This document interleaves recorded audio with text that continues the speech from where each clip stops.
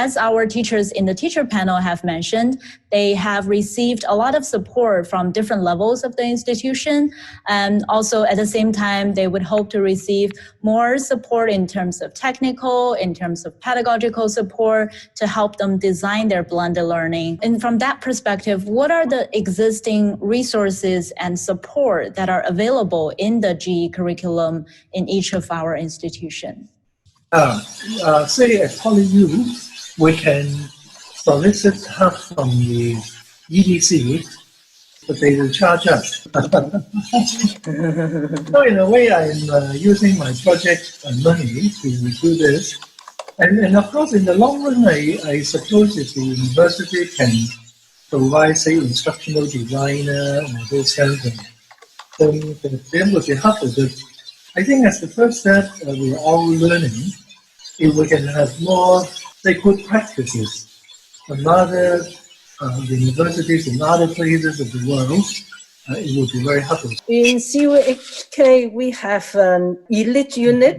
ELITE stands for Center for E-Learning, Innovation and Technology. The center provides basic facilities and technical support for the production of the e-learning part of the blended learning course.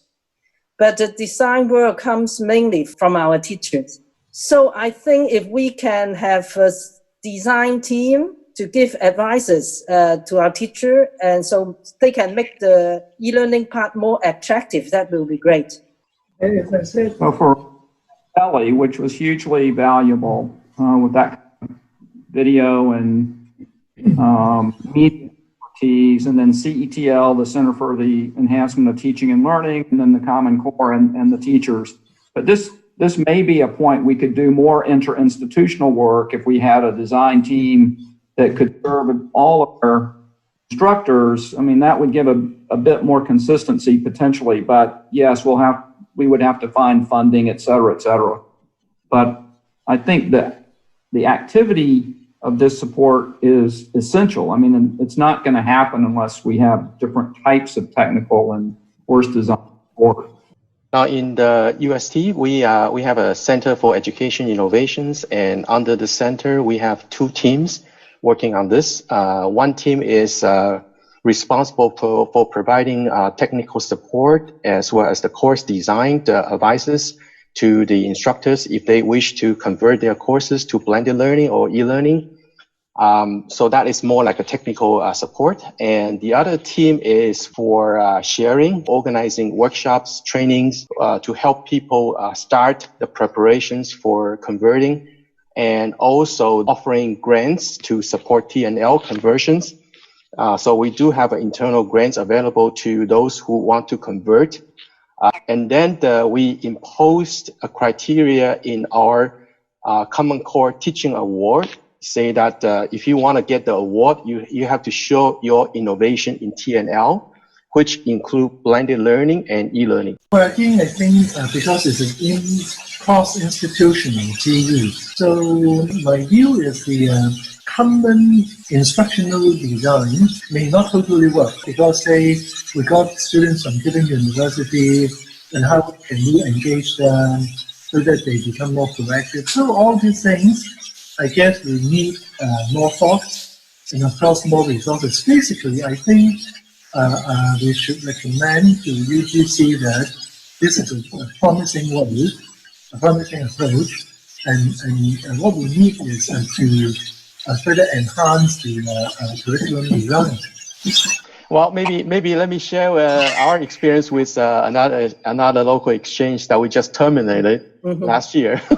we had a local exchange arrangement with Leung universities for about 5-6 years in the past, and we decided to terminate that exchange last year because of lack of students. We arranged it in the summer. Now, even summer, we cannot find enough students to participate. Yeah. That could be an issue. If we just think about the course sharing from that perspective, I think sooner or later we're going to hit that problem. I think we should give them more. I think one problem for this program is because it's a summer program. Summer, our student goes everywhere. But the problem is the Leung is quite far away. we are on the east side, they are on the west side. Yeah. So just one transport is going to take like 2 hours. So One way. Yeah. If we have blended learning, it would become more attractive. Yeah. Many students, it would be a very great impression. Now we have another extremes on our global virtual exchange. We also hit that problem. Less and less students got interested in. Like each term we offer, we only were able to attract about 10 to 15 students participated. So we offer more courses than the number of students participated. So that become an issue. So that exchange is totally online, online. So but then we also hit that problem. So I think this could be a challenge to this kind of exchange or course sharing as well. Yeah, but if I look at the numbers, the trend for this program, in fact, is rather an increasing trend. Oh, I must say, we do have a list of quite attractive courses there for students to choose from. Those are more like a top of the top, our best courses. So if I were a student here, I would have no hesitation to participate in this. I think they are very, very good courses.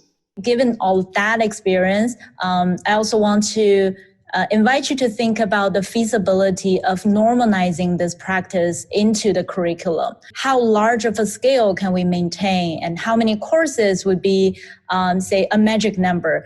What's your take on this possibility? I think we can be aware of the numbers as they change over time, so we can adjust to that, for one. I do think it's an increasing trend. For us, this works fairly well because there are courses in every area of inquiry. And so I like that distribution. I don't think we'd be comfortable, providing too many courses, but I think if they're distributed across all those areas, that gives students extra choice. In fact, if it is blended learning, it means that if there are more students or less students, it does not really matter. So it is still doable in a way. Of course, we have to cope with the face-to-face lectures. Still, it is okay. So my suggestion is, based on this 2 years experience, we can consider the possibility of, say, asking UGC to permit maybe another 3-year project. So, as I said, flexibility is pressure by young people. As service providers, we should always strive to provide more opportunity for students. Well, I think if we try to normalize this, the potential challenges will be still on the student side, the motivations of the students. What bring them to join this initiative? I think to think out loud, I was thinking if we can expand this instead of just asking students to choose one course, maybe we can allow students to actually become a local exchange student in the other institute. Like UST going to HKU for 1 semester, and then vice versa to other campuses as well. That will be attracting students who might not be able to go abroad for exchange. So we probably can also attract some of them and start to bring them out of their comfort zone. So maybe that is, this is just thinking out loud, that there's probably no binding power, right? So I'm just thinking out loud. And then if that become a norm, if Hong Kong government allowed us to rotate students for 1 term like that, then we really got the mixture of the student background as well as the different culture, all right, locally. Yeah, I think it's a very good idea. Yeah, I agree with you. And then the student will have more time to really to adapt to the different culture, different environment. Right. And it may be more beneficial than just taking one course for going to a campus for 3 times only. Yeah. That's right. That's right. I think for normalizing this initiative, another problem may be the UGC funding model. yeah, how to calculate the number of students when a CUHK student goes to Hong Kong UST, for example. So how to calculate and all this thing, I think is it should be a headache. But that's administrative headache. Yeah. It's why I said maybe we need a private project to further iron out all these issues. So I'm sure this sharing of the panel brings the audience's perspective to a different lens and to look at this project from a more holistic view. And I hope that we can also inspire our audience to give their feedback to the ideas we shared about. So with that, I want to wrap up this session. Thank you very much again. You're welcome. Thank you. Thank you. Bye-bye.